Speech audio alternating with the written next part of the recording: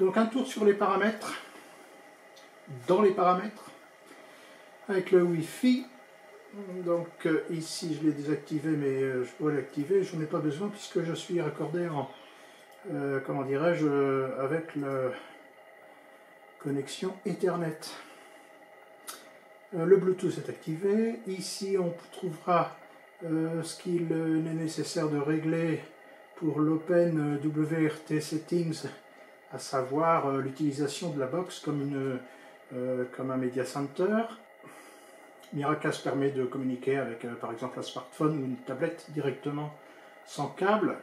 Donc là au niveau du réglage, ah oui, ben non, c'est le nom de Link.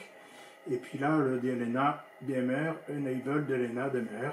Et comme je ne sais pas ce que c'est, eh ben je le laisse activer. Et puis le VPN, c'est si vous utilisez un VPN, donc ça c'est à configurer.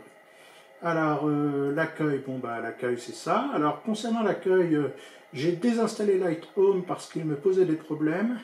Et puis j'ai installé provisoirement Nova Launcher. Et finalement j'ai réinstallé Lighthome puisque j'ai trouvé à le télécharger sur le site FreakTab.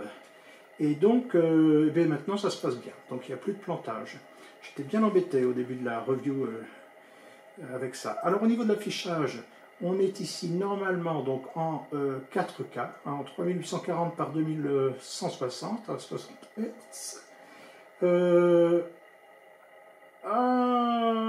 J'avais pas vu ça, Switch Auto 1080, c'est pour ça que je disais normalement, parce qu'effectivement il me bloquait l'image à 1080p. On va voir s'il y a une différence.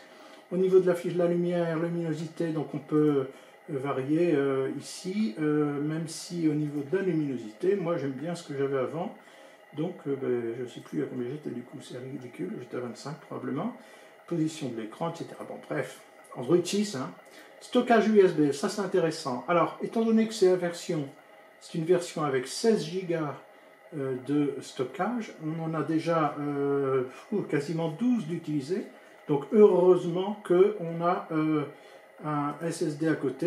Alors, au niveau de la mémoire, on a 2 Go actuellement, on utilise près d'1 giga, enfin on a moins de 2 Go, et puis là, vous voyez, on a 0,98, on devrait être au milieu, puis on dépasse le milieu, enfin bref. Bon. L'option SEC, donc là c'est pour CEC, c'est pour communiquer directement avec l'écran, entre la boîte et l'écran.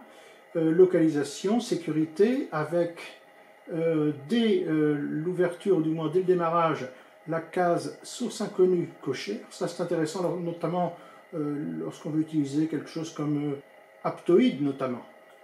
Langue et saisie, bon, bah, c'est là qu'on choisit le français. Sauvegarde et réinitialisation, donc ça se fait en une seule touche et puis ça remet en paramètres d'usine. Date et heure, accessibilité, impression, options pour les développeurs. Donc là encore une fois, très important, je dis encore une fois même si c'est la première fois que je le dis aujourd'hui. Débogage USB, très important que ce soit coché. D'office, ça l'est. Mais vérifiez quand même que ça l'est bien. Parce qu'en cas de pépin, c'est le seul moyen que l'ordinateur aura de communiquer avec la boîte si elle a un souci, voilà, avec la box.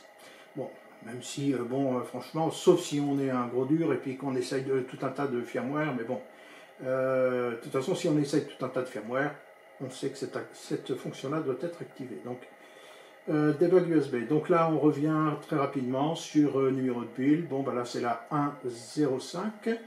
On est toujours sous Android version 6.01. Et puis, c'est tout. Hein, au niveau du reste, c'est bon, on a fait le tour.